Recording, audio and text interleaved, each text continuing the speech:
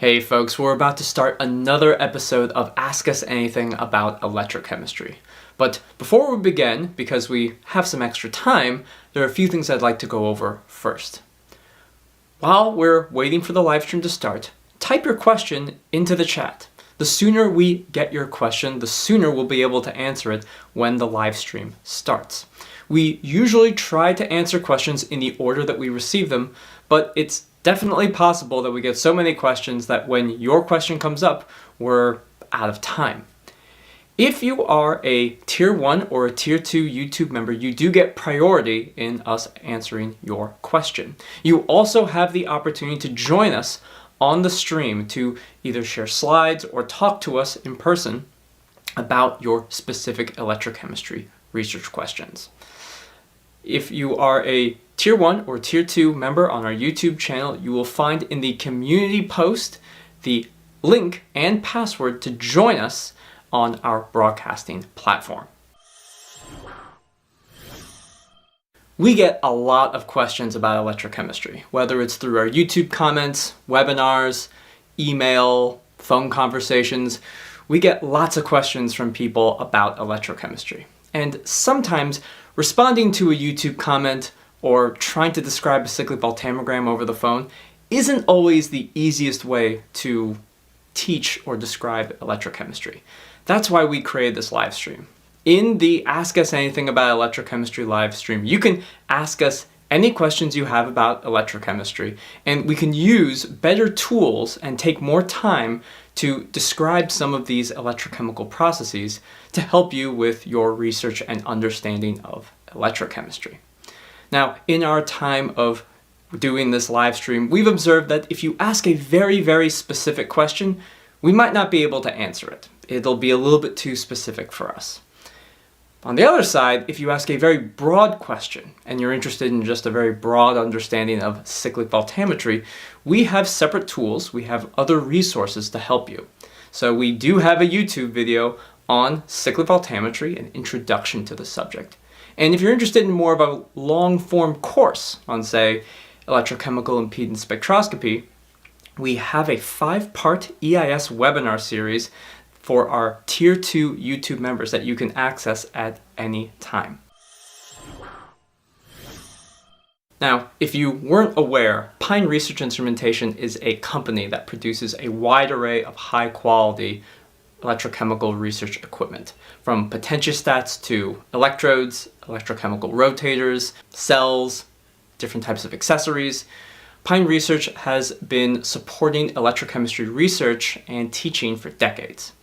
Recently, we have developed new electrochemical simulation software called Aftermath Live. Aftermath Live is an online streaming platform where you can simulate popular electrochemical techniques like cyclic voltammetry. It's a powerful research tool, as you might simulate a cyclic voltammogram to support an electrochemical mechanism for your redox reaction that you're studying. But Aftermath Live and cyclic voltammetry simulation is also a very powerful tool when it comes to just learning electrochemistry. In fact, in previous episodes of the live stream, we have used Aftermath Live and our simulation software to answer some of the questions that you have. If you're watching this on YouTube, you can get a 10% discount on your first month of the basic and research editions of Aftermath Live by using the coupon code PINEYouTube10 when you're at checkout. Aftermath Live is a powerful tool and you can cancel your subscription at any time. Go to aftermathlive.com to check it out. Link is in the description below. Our live streams are normally on Fridays from 1 to 3 p.m. They normally last about 2 hours, sometimes a little bit more, sometimes a little bit less. If you miss the live stream, you'll always be able to watch it on our YouTube channel, and in the description we put timestamps for every question that was asked. This way you can look through the description and find the questions that are most relevant to your research and then watch those at your leisure. Also, we apologize in advance if we mispronounce your name. If on a YouTube channel you can put anything you want as a name. It could be a Pokemon, it could be a string of numbers. But if we call you out and we accidentally mispronounce your name, we apologize in advance. Lastly, please do not spam the chat. We've had numerous instances of people either talking about inappropriate things or constantly filling the chat up with some kind of spam. We will remove you if you do that. Let's keep the chat very clean and just talk about electrochemistry. Sometimes it takes a while before we're able to answer your question. So if you keep typing your question into the chat and spam the chat, then we will remove you from the chat. But if it's been a while and we may have forgotten about your question, one message as a gentle reminder is all that's required. All right, I think that's all of the housekeeping things. Now, let's start the live stream.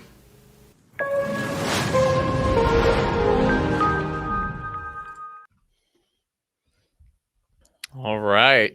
Hello, everybody. Welcome to the live stream. Another episode of Ask Us Anything about electrochemistry. That's right. I'm Socrates. I'm Professor. And it's good to be with you. It's good to be with you. It's just happy. I think we were able to do this last week, but a few weeks ago was the ECS meeting in Chicago. Mm-hmm. That was that took up a little bit of time. We've had some travel throughout the weeks of September, but now travel starts to slow down a little bit, and we're here in the office, and we love still engaging with you to try and help you answer any electrochemistry questions that you may have. That's right. And travel does slow down, but the holidays don't slow down. So That's Thanksgiving's coming up, and then the December holiday time is upon us. And yes, so New Year's. The New Year's. There will likely be. Speaking of that, what day is it even? I didn't even realize what day it is this year. It's like, oh, what, New Year's? Yeah, it's a Wednesday. I don't even think that far ahead in advance. It's a Thursday. I don't either, but it just made me realize, like Christmas Day, New Year's Day, it's always it's obviously 1 week apart. It's always like whatever day it's on. Yeah. It's a Thursday. That's such a bad day. It's just to have New Year's. Yeah, like in the middle of the week. Well, people take a day off and then they have a new paid vacation time. Usually they can easily just put like, I'll just throw. I guess it's like you take Friday off and you have a long weekend or something like that. Yeah, something like that. But we still we haven't decided if we're gonna New Year's Day if we're gonna actually run the live stream. We have not decided. Well, it would be the day after New Year's because the first is a Thursday. So it'd be New Year's post day. New Year's post day. Post New Year's Day. Yes, that's right. Something like that. Yeah.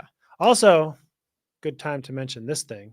Yes. So this guy here is presenting a webinar, and it's like just under 2 weeks. Just under 2 weeks. So on November 12th, and I should put the link to the thing. Webinars. Was it webinars or webinar? Yeah, webinars. PineResearch.com/webinars. So I'm going to put a link to that. So if you are interested, I will be sending out like an email thing, to notify people. So if you're on my email list, you'll probably get that email to let you know and to register. And I'm doing just one webinar. It's not a whole series, but it's one webinar on Mott Schottky and impedance, semiconductors, a lot of chemistry theory and things of that nature, I guess. So I mean, you've been working really hard on it, or more specifically, this guy's been working really hard. I don't know on it. Guy. That's right. And I know because I've seen this guy, and I know he's working really hard on making this really awesome Mott Schottky webinar. So I heard it took him a long time because he doesn't really know what he's talking about. But and every 20 minutes he was like, I guess I should make a webinar, but I don't understand this at all. So I have to try to figure out what it is. And it's a complex subject, but a very important subject, especially if you do work with semiconductors. Yeah. And semiconductor electrochemistry. So definitely encourage you to check them out. We're gonna keep that on. Yeah. It should be pretty good. And then after that, the plan for probably January is to do the impedance webinar series again. So that's one that I do every year, but it's been about a year since I've done it last. I think it's that guy did it last. How long can we keep this going? Did it last November, October, something in that time frame. So I like to have that run once a year, and of course this one's taking precedence because it's new material. I like to present some new material. So the impedance one I'm shooting for January or February. I'll probably do the rotating disc electrode one, RDE one, sometime in the following months.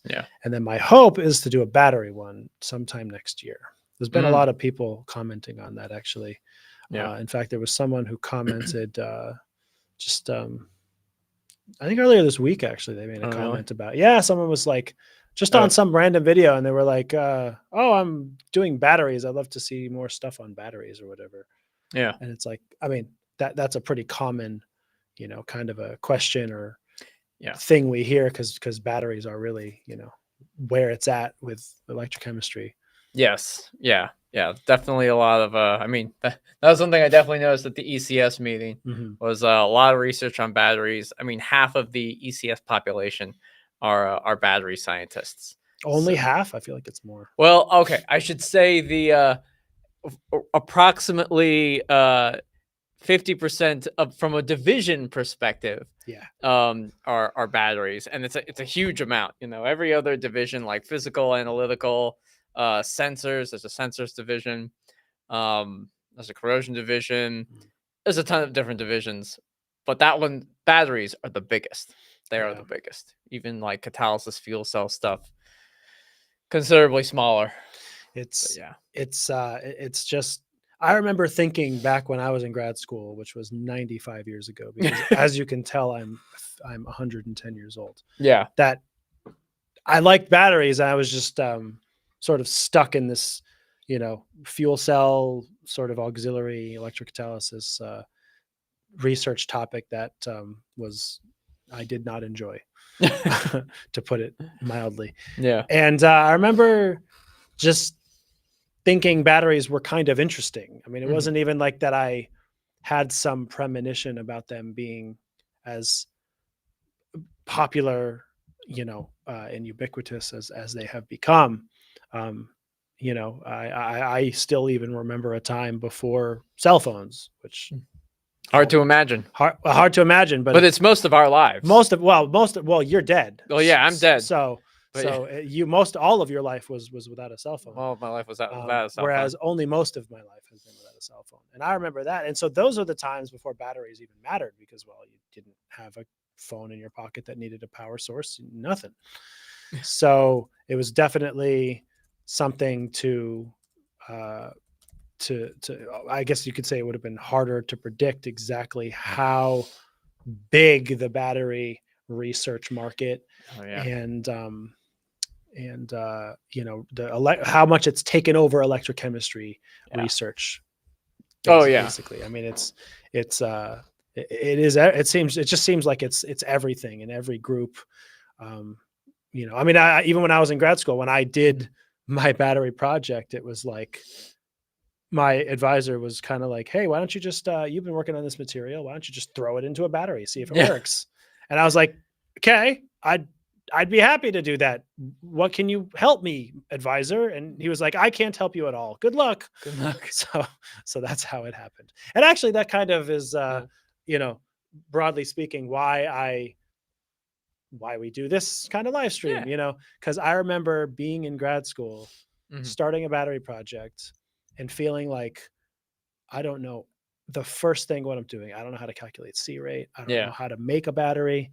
I have this old glove box that was sitting in our lab, this old plastic glove box. It was like, it wasn't even like, glove boxes now, they have feed throughs and things like that. Like, that's a normal thing. You have a glove box, you have a feed through that you can put a cable through it, or usually you plug in the back, you plug in one side or the other side. I literally had to take a hole saw and drill a hole into my glove box to make a feed through. Oh yeah. I didn't make it like a carpenter. Yeah. Like a carpenter. No shade on carpenters. Just that, like, I'm just like dumb grad student. Like, I'm not equipped to do this kind of masonry. And I had to do all of this stuff and figure it all out on my own. And if only there was some old set of professors and ancient Greek figures who could have answered all of my electrochemistry questions in the moment. Yeah. Back when, of course, you were a graduate student. Back in the early 1740s. So there it is. Anyway, that's okay. I've droned on enough. Yeah. I suppose we can get to. There's some questions here. Yeah. A little bit building up. Let's get right to it. So, Yeah. Let's see. Andrew. Andrew has a question. How can I tell if my electrolyte is getting contaminated? Is there a way to quantify the amount of contamination? So my first answer is if the contamination is electroactive, then absolutely, right? I think I think there's probably two ways to think about this. One is if there's just I don't know what you say, like hetero atoms present, right? To a certain extent. And then the other is that if those not atoms, molecules or ions, whatever, atoms are there's other species in your electrolyte. If there's no electro activity to them at all, that could be difficult. I mean, it might change things like the ionic, strength, so to speak, the concentration, if there's like contamination, but it depends. I mean, it kind of depends what you mean by contamination. I don't know, do you have any specific thoughts? Most people, so typically whenever we're working with like any kind of electrochemical system, and I think about electrolyte contamination from like the solution phase, non-aqueous or even aqueous electrolytes with some degree of contamination. Most of the time you have like a very well-controlled system, like your ruthenium hexamine, your ferrocene, your ferrocyanides, really good CV stuff. If you often find like, okay, I got my usual CV duct, it looks great, and then there's a little bump, so actually it would look, you've probably seen things like this before, but if you have a CV, I think I should be sharing. That's good. If you have your regular CV, this is voltage or potential current, and then you have your, this is your usual duct. Sometimes it's like, whoop. It's got a wart on its tail. It's got a little wart on its tail. It's just this tiny thing, but it shows up as a peak. It shows up as a peak, and it doesn't matter if you change the scan rate. So if your scan rate, increases, actually I should put it the other way. If your scan rate is increasing, and like this also like increases as well as you go to like faster and faster, scan rates. Of course, this is also, increasing as well. Then you probably have something in solution, because this is, you don't have to do like Randall Sevcich of like the peak, sort of say, but it does tell you that you probably have some contaminant in your system. You might be able to quantify it, but it's super hard to tell, because electrochemistry can be like a very sensitive technique. But most of the time, people just don't want contamination. Like quantifying it is like, whatever. But clean your electrode. Try different electrodes. If you still see this and you've tried different electrodes, the electrode isn't the issue. And then honestly, a lot of people, if they're in like non-aqueous solvents, it's the recrystallization of it's the recrystallization. They have to like recrystallize TBAP of 6 like 3 or 4 times to get it super pure. Purify the analyte as well. So if you use sublimation or just distillation or something like that, even of your solvent, it's very difficult, and it's hard to tell if the electrolyte itself is the contaminant unless you do some other kind of technique, like ICP-MS or something like that, where you like a non-electrochemistry technique to say like, oh, I got some iodine or something in my system. That's a pain. Try to use ultra pure, chemicals, stuff like that. Use a different cell. The cell could be contaminated. It's a pain, which is why we always, recommend having some duplicates of certain things. Have another cell. Have multiple electrodes. Go to your lab mate, in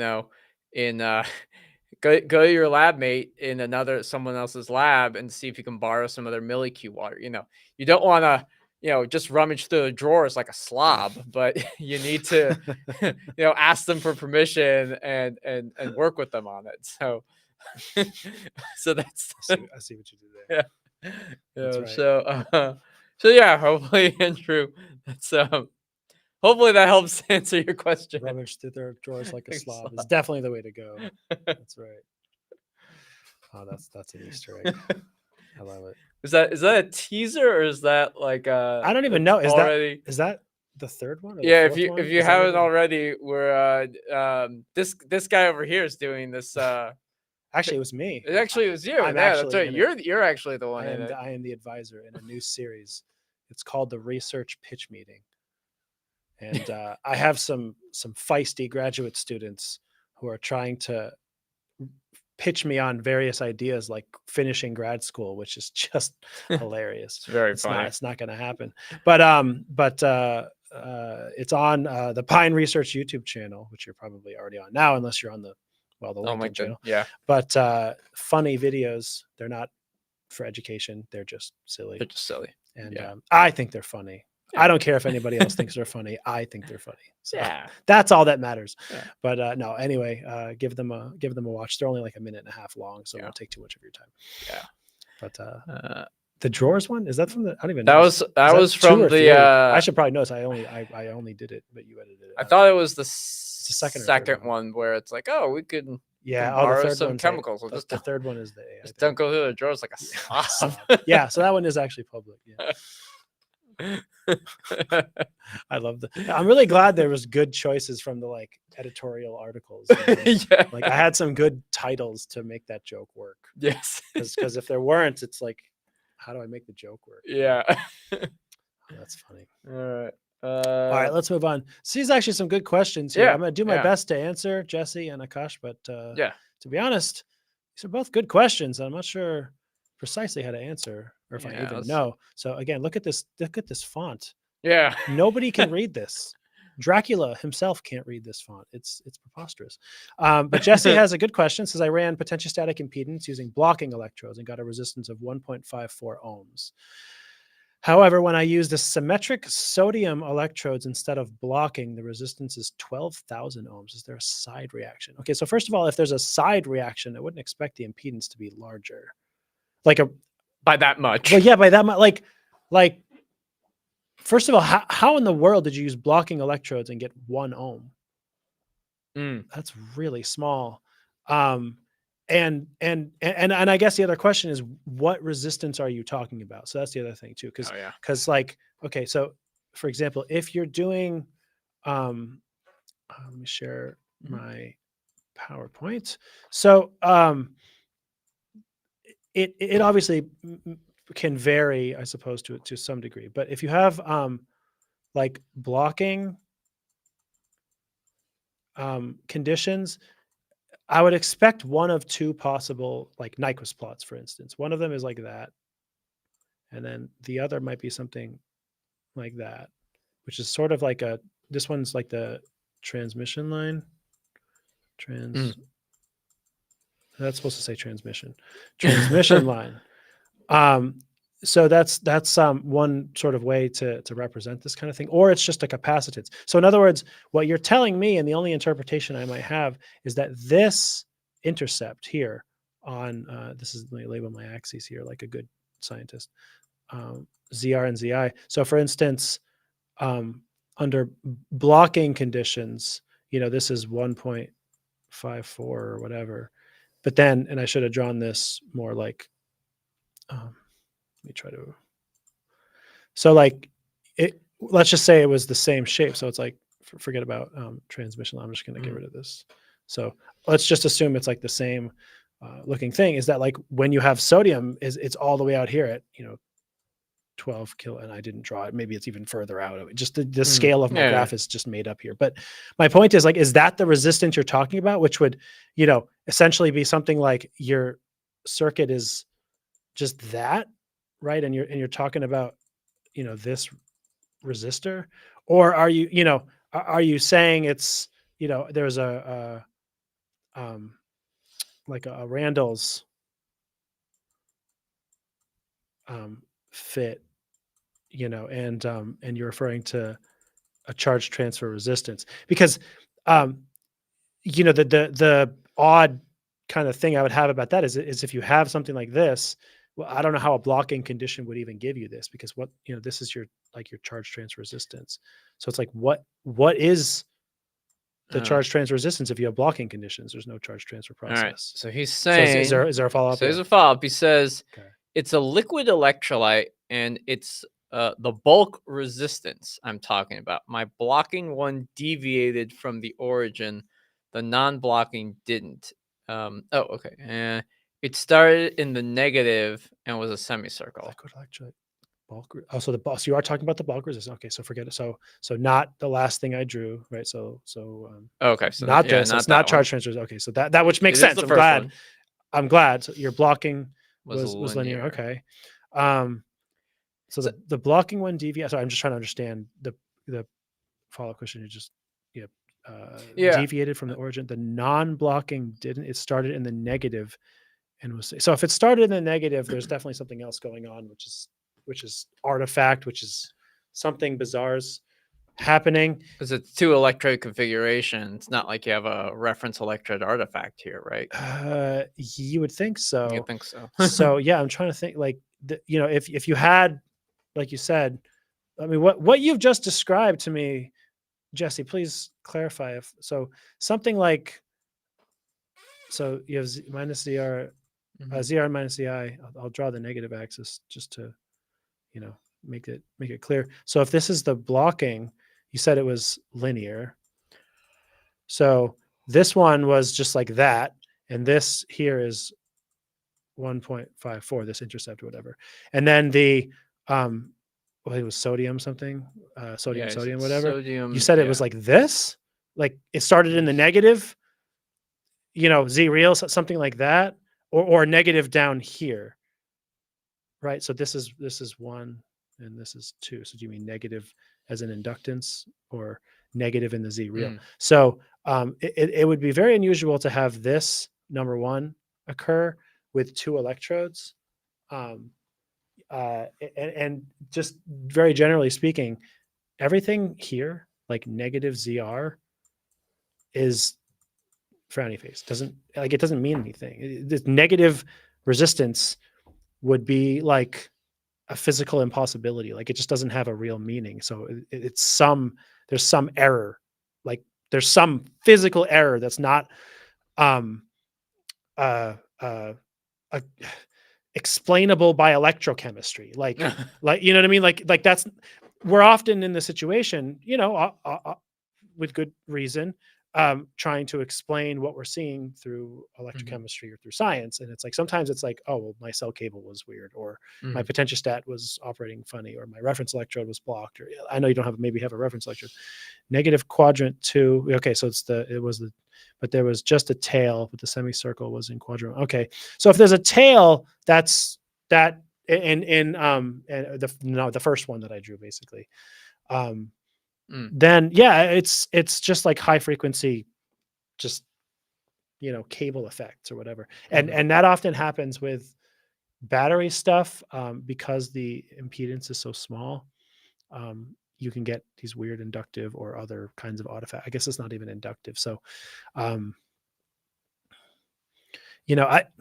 there's probably not a lot to be learned from that kind of negative quadrant 2, like negative Z real behavior. Like it's not a, like I said, it's not really like a real phenomenon. Like it isn't usually arising from something physically that's happening. It's arising from some just not electrochemically happening. Like it's arising from some physical weird thing with the cable or the potentiostat or whatever. Well, is it possible? So just so I'm kind of aware, because I've heard about like blocking conditions, but what we mean when we say blocking conditions, there's no Faraday reaction. There's no Faraday reaction, but is it on one side? Because he's talking about it as if it's a blocking electrode. Yeah, like a blocking condition is like it's like a Warburg open boundary. You can think about it. It's a reflecting condition. So like, for example, you could test, if you were testing lithium ion batteries and you wanted to learn about the electrolyte, and it's like conductivity, or it's stability or something. You could take, for instance, the anode and the cathode current collectors, aluminum and copper, without the anode and the cathode actually on them. Okay. And make a cell with just aluminum and copper, or just steel on both sides, whatever. Yeah. And it's like, there's no Faradaic reaction to be had. There's just like capacitance and like mass transport and like, Mhm. What is exactly happening? Good question, right? Like Yeah. you do charge discharge, or you do voltammetry, or you do something. It's like you could just imagine you're sort of shuttling electrolyte back and forth or Okay. something, or, Yeah. or if you push the potential far enough, you'll probably break the electrolyte down, but it's blocking because it's like you might have lithium, you might have like LiPF6 in the solution, but like the lithium ions are blocked, like they can't intercalate, they can't. Yeah. I mean, I get, so in theory, that's And, the idea. and so in Or the this case, sodium. he's got 2 sodium like anode cathode non-blocking, Yeah. but now he's seeing super high impedance. That feels like, do you think it's a construction issue? It might be, honestly, putting the because cell together? you should have a situation where you can intercalate and deintercalate sodium on either side, like pretty Yeah. easily. And I would not expect a very large impedance associated with that. So if you have a large impedance, yeah, it could be something with the construction of your cell is not ideal. You want to have, generally speaking, with a battery, something like that, you need to have pressure, like pressing it together. Mhm. So if you have it like as a system, like a 3 electrode system, or it's sort of sitting like in solution, like electrode, like that Mhm. kind of thing, that would not surprise me. You would have a very high impedance. But if you make a coin cell or pouch cell or something like that, and it's contained and there's a lot of pressure between the 2 electrodes, your Mhm. impedance should be lower. Batteries don't really work well without pressure and physical close contact, close pressing into with a membrane, pressing it, whatever, with a separator. All of the pieces need to be there, of course. But if you treat battery, anode and cathode, whether they're the same or they're different, whatever it is, half cell, full cell, anything, if you treat it as you treat like a normal electrochemical system and just put it into solution phase, it will not work. Yeah. And you'll have tremendous impedance. So 12 kilo ohms is not surprising if that's what that is. Interesting. So yeah, if you have a coin cell of some kind, something construction might be wrong. Otherwise, I think it might be that you have a liquid system, and that's not ideal for this kind of testing. Interesting. Okay. I guess that's the. Well, just if you have anything more you want to add or let us know about it, we're happy to continue chatting about it. Yeah. All right. So now we have Akash. So Akash is asking from LinkedIn. He says, "Hey, I need a suggestion from you for the problem that I'm facing in GCD experiment. While testing 3 electrode system, I was able to get high discharge time in my I think GCD experiment, while in 2 electrode system, the entire GCD experiment gets over within 5 seconds. I tried to change many things, but all gave the same result. Could you please help? I'm using a carbon cloth as my substrate." Okay, so you're using carbon cloth as your substrate, but what's the system? Is it a supercapacitor? Is it a battery? Is it I would need to know more about what your system is. I assume it's a supercapacitor, especially if you can easily do 2 and 3 electrode setup. So I'm assuming it's like a supercapacitor, and it's a liquid phase system that you can kind of set up pretty easily, would be my guess. And so I guess what I would say is, the other thing is, if it's a supercapacitor system, GCD in general with supercapacitors doesn't take very long. Batteries, it takes a while because it's a full charge. Yeah. Discharge, it usually takes hours. Generally speaking, GCD with supercapacitors is quick up and down.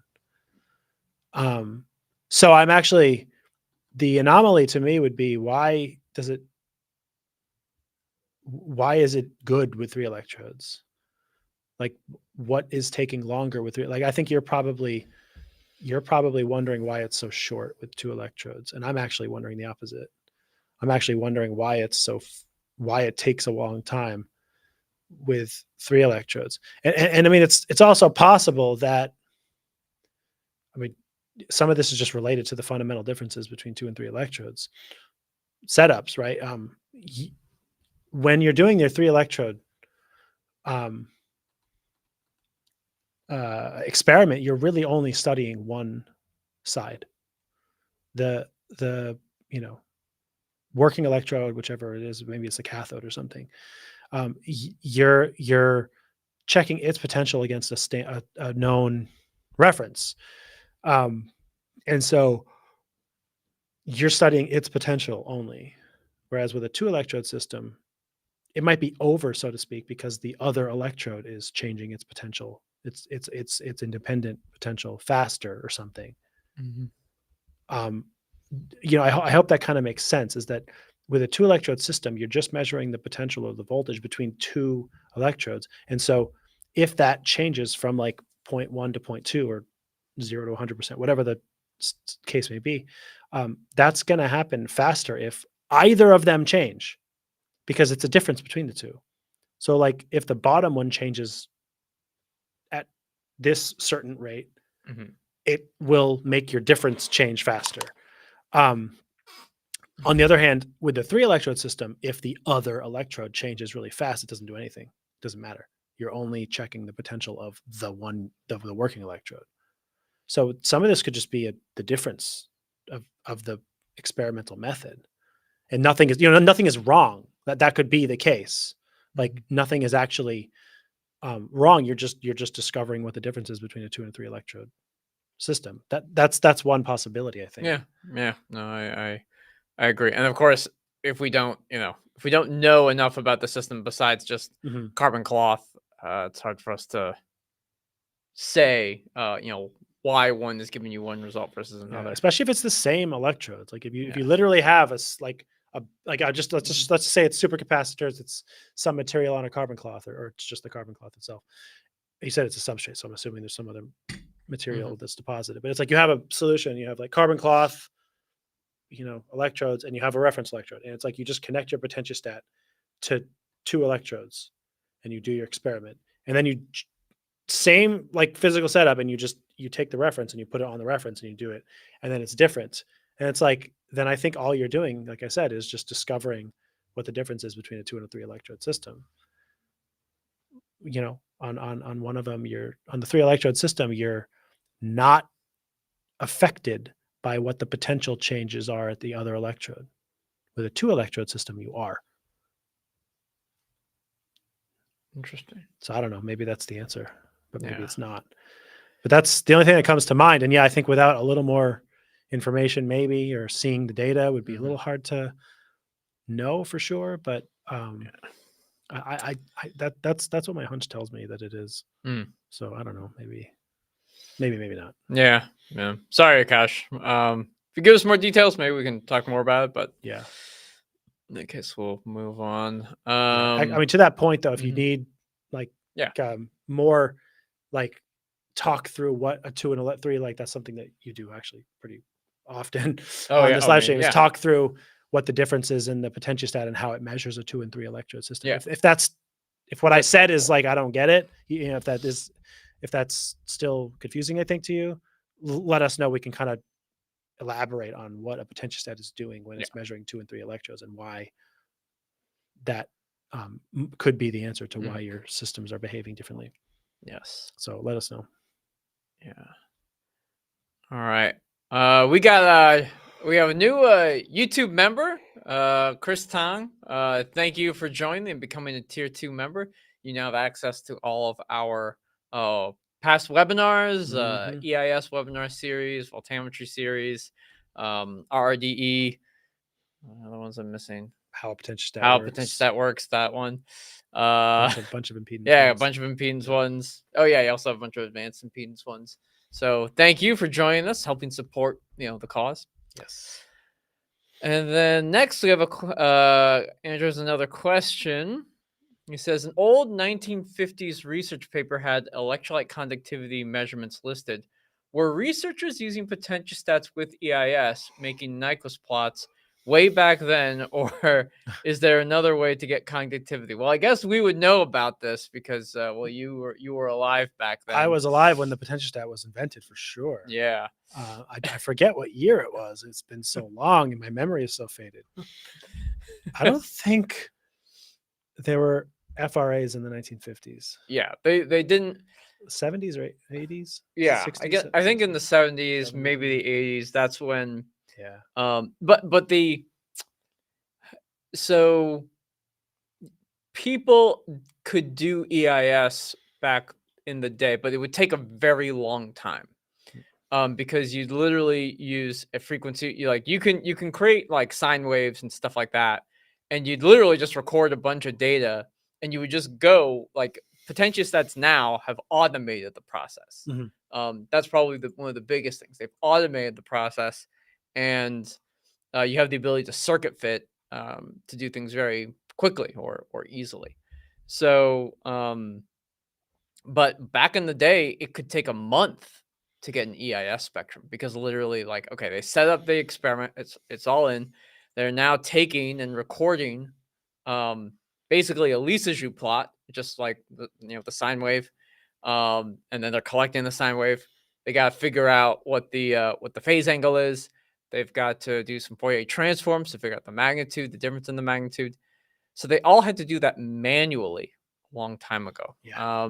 So in the 1950s, I do feel like the electronics maybe were a little sketchy or a little bit different. Not, I don't know, and truthfully, I don't know whether or not they were able to do what I would say is a modern EIS experiment, making Nyquist plots and Bellevue plots. It back seems then. like it would be possible, but it would, like you said, it would be very painstaking and manual. There are no computers, or at least Just chart minimal, chart recorders. There's minimal computing ability and power, Mhm. minimal graphing ability. So there's a lot of calculations by hand, and the integrity of the data and the instrumentation, all analog instruments and things, and probably no filtering and no,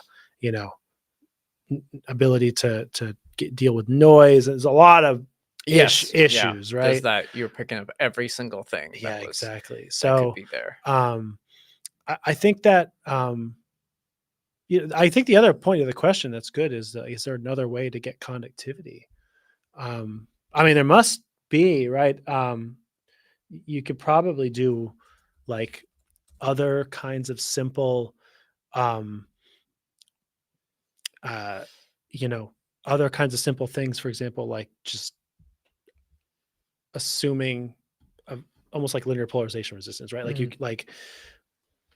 I guess it depends. Oh yeah, you Is just that get you can get just a slow sweep around open around circuit OC. potential, and then if you're able to correlate that with the electrolyte, I'm trying to think, because it's usually like the material, not the electrolyte. Like I'm not exactly sure, right? It's sort of thinking out loud here, but like it is one of the weird things, right? It's when you're measuring an electrochemical experiment, impedance is nice because it allows you to deconvolute by frequency, and so you can look at things like the high frequency is primarily like a response from the ohmic resistance, which is from your electrolyte primarily, and other cable effects and things like that. But it's it's like, oh well, this is a point where I could sort of make an assumption of the resistance that I'm measuring, broadly speaking, is with respect to conductivity of the electrolyte, or the resistance, which you can then invert for conductivity, whatever the case may be. It's like, is that the same as maybe a DC method if you didn't have potentiostats with impedance back then? Like maybe not. Like it's not fast enough. Like, is it not fast enough? Maybe if you had a digital, if you had an analog machine, you could like change the do a CV so fast. Like can your hand move at a megahertz? Phew, like change the speed so fast.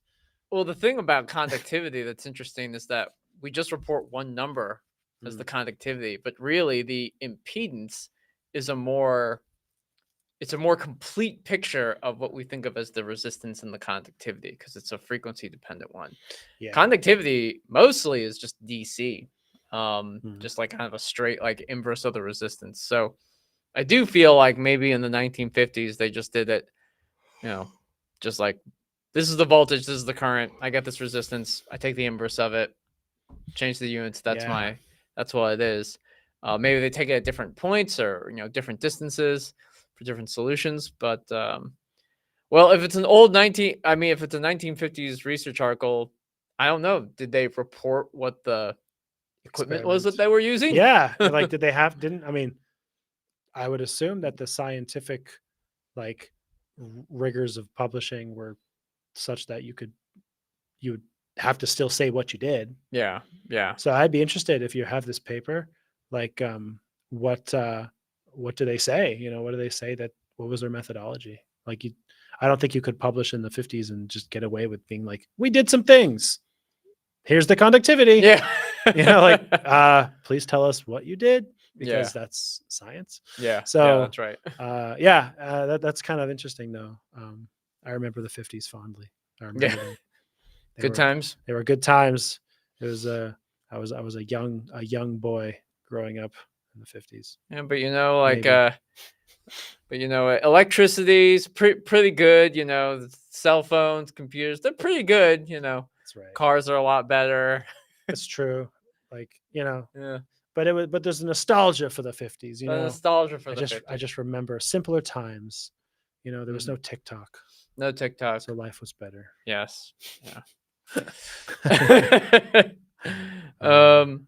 We have some, I would say, comments or so from Jeanette on LinkedIn. She said because we were talking about circuit fitting. She says, I never understood circuit fitting. Same. And Same here. Jeanette needs circuit fitting information for odd random phase EIS. That odd random phase EIS.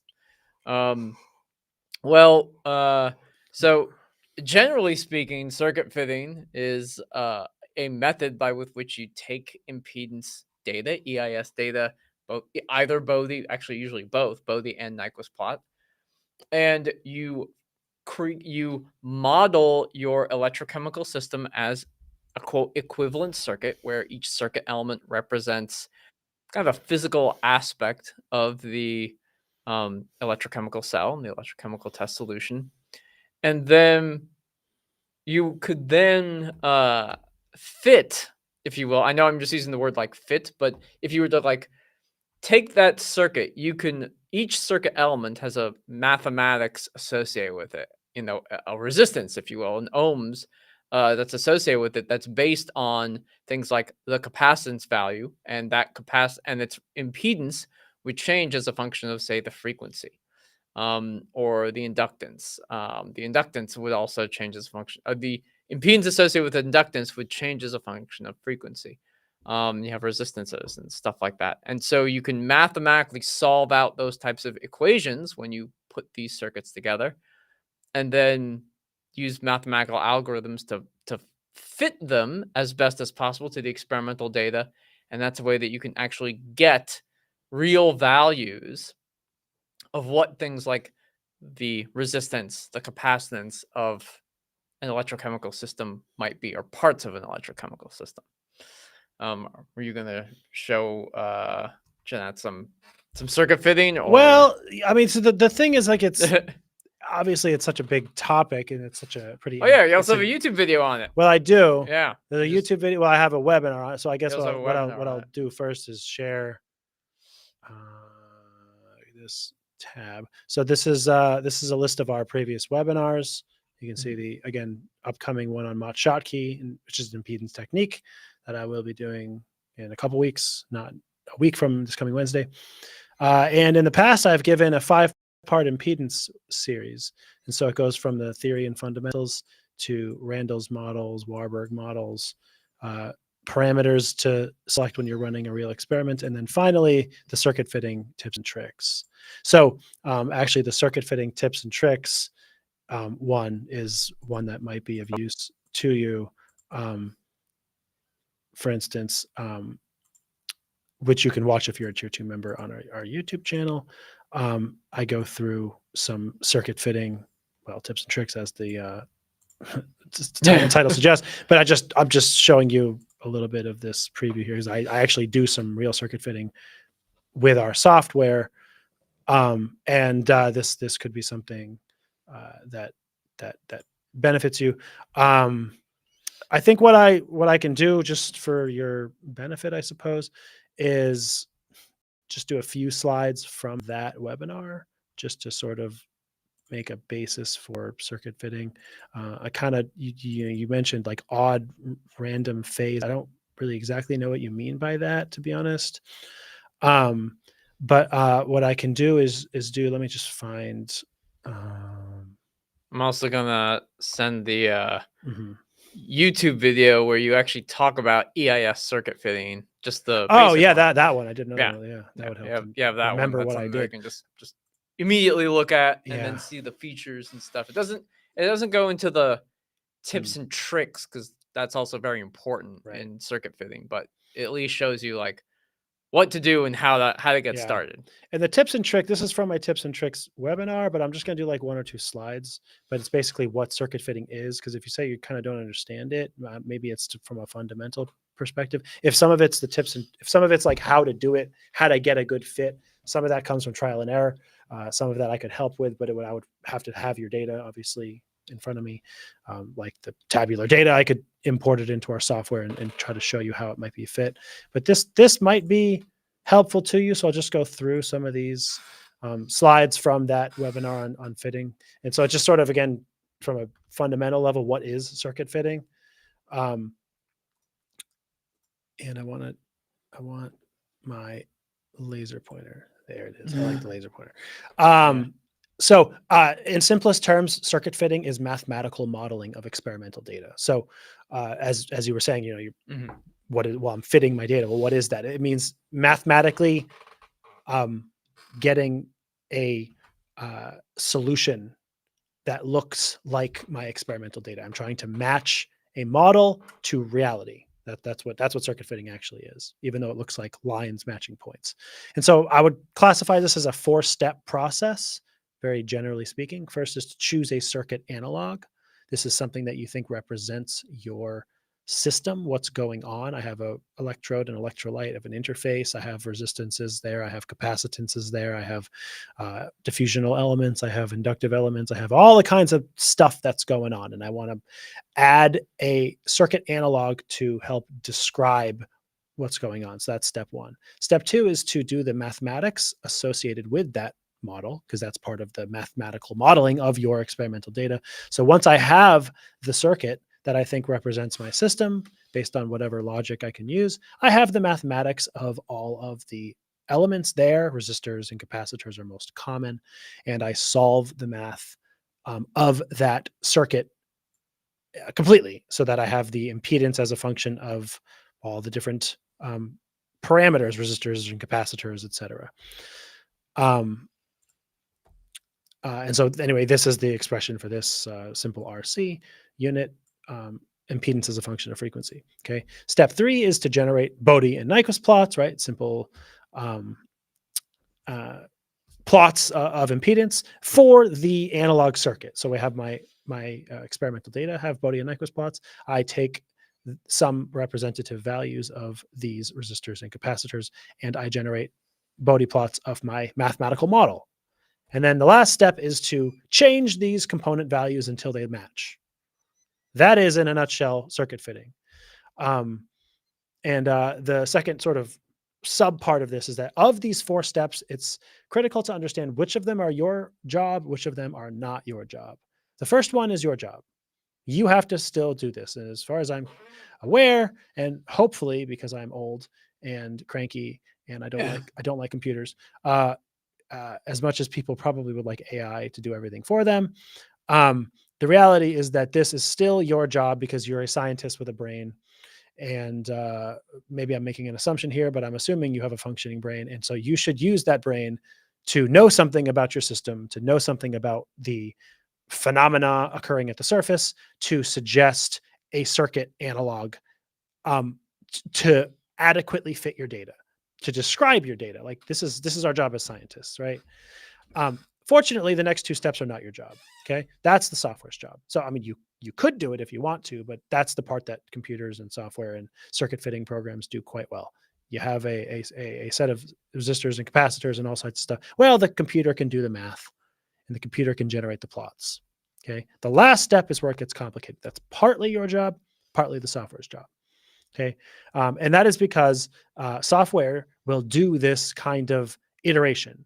It will use algorithms to minimize the difference between the mathematical circuit analog, Bode and Nyquist plots, and your experimental data. However, it doesn't always get it right. And so sometimes you have to intervene. You have to do things, change things, adjust things, set values to something based on your thinking scientific brain again. So that is the most basic explanation of what circuit fitting is, the steps involved in doing it, and which part of it requires your intervention, your expertise, your thinking, all of that kind of stuff. So I hope that kind of is just a little bit for you, a little bit of groundwork, I suppose.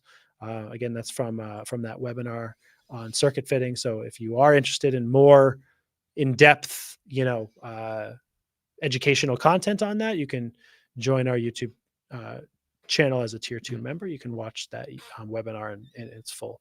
And if that's not something that you're able to do, as I said, that is part of my impedance webinar series that I will be likely giving in probably January timeframe. So you can ask questions here.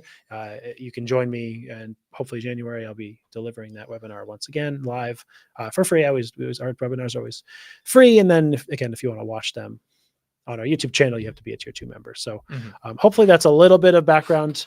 Was this John out? I think if you have more follow-up questions specifically about something related to circuit fitting, because again, I don't quite know what you mean by odd random phase EIS. I'm not precisely sure what you mean. If you have any more specific questions, please type them in. We'll try to follow up and answer for you. So yeah, absolutely. So we have a question from Santiago. Santiago's asking, hello, is there a visual comparison between an EIS spectrum and the CV curve? Specifically, can the semicircle behavior or diffusion be related to the behavior of the CV? it's a good question. Yes. So I'm going to say a little bit yes and no. Depends what potential you're at. Yeah, exactly. So, so what sometimes might be helpful to see is if I have a CV. Oops.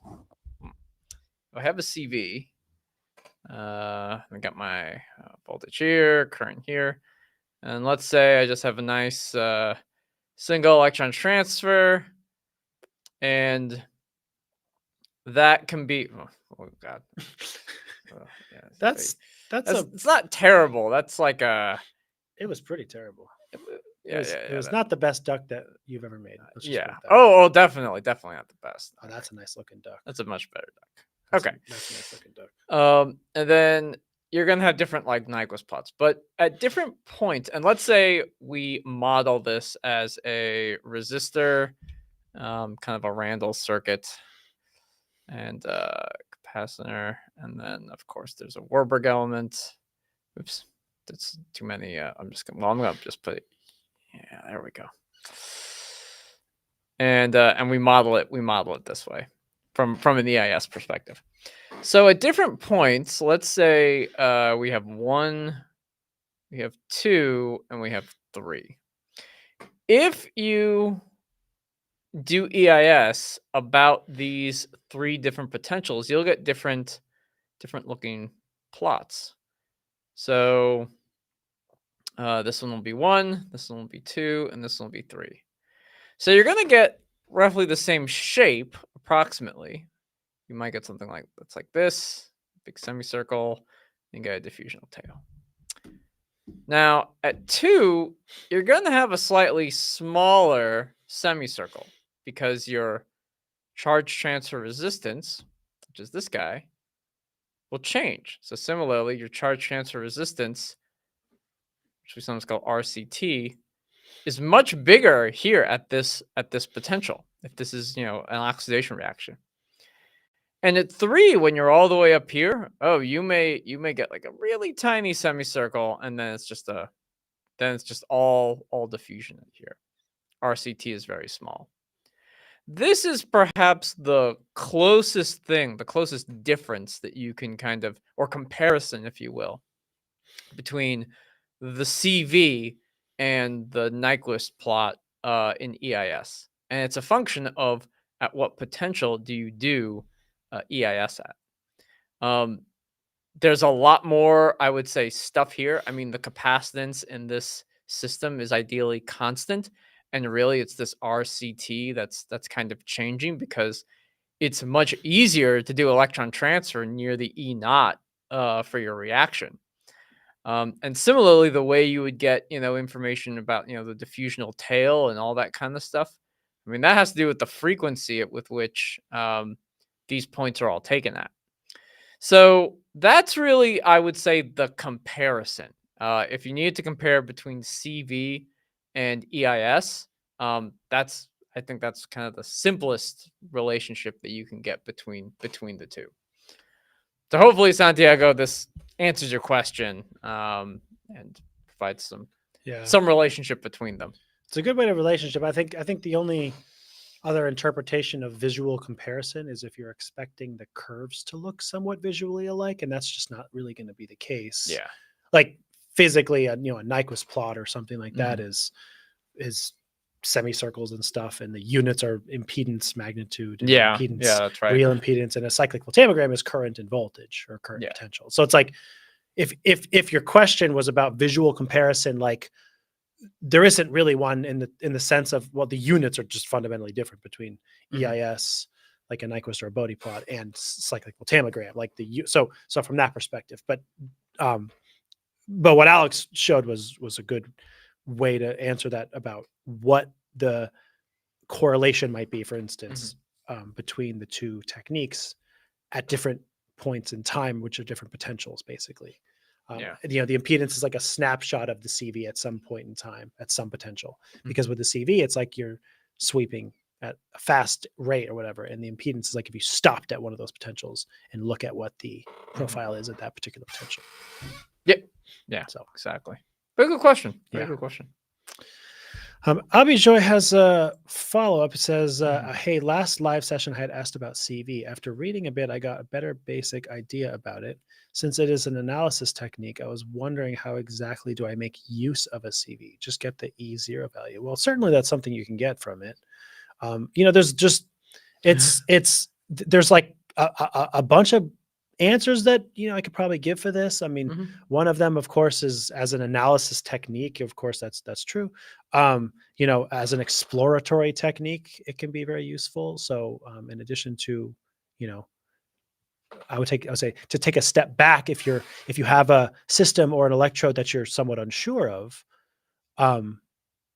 CV is a good technique to explore, to learn about that that system, sweep around and see what you see. And then after you see peaks, then you can get the E0 or other things, right? You can do things like modulate the scan rate and see how the peak height changes and use the Randall-Sevcik equation to do some analysis. Our rotating disk electrodes can allow you to get kinetic information and diffusion limited current. Like there's a lot of answers to this question for sure. Yeah. The E0 value with like a nice duck, for instance, is the probably the easiest, simplest, thing. Right? Exactly. It's the one that we can think about the most simply. But there's tons of situations you could show Aftermath Live with our simulation software, for instance. But it's like there's a million different possible mechanisms. You could have multiple electron transfer steps. You could have an electrochemical and a chemical step, and your CV would shed insight. Give you insight on how many different electrochemical steps are going on, how many chemical steps are happening, how reversible or irreversible is your system, whether there's a heavy IR drop, how tilted is the CV, or if there's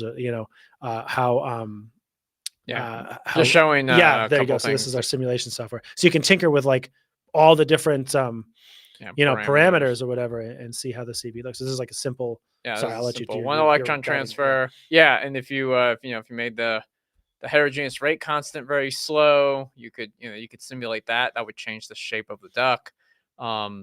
And then similarly, if you had chemical steps, if you had say, uncompensated resistance too. oh yeah, that's right. So let's let's do that. So we can simulate this, just a regular one, and then we can add some solution resistance. Let's just add like 300 ohms of solution resistance. If you simulate that, you also get like the stretching of the duct, Yep, sort of could be say. slow kinetics, could be uncompensated resistance. There's Yeah. other, You can also start to figure out different differences and say if you have chemical steps, you'll get some actually I'll get this one. Yeah.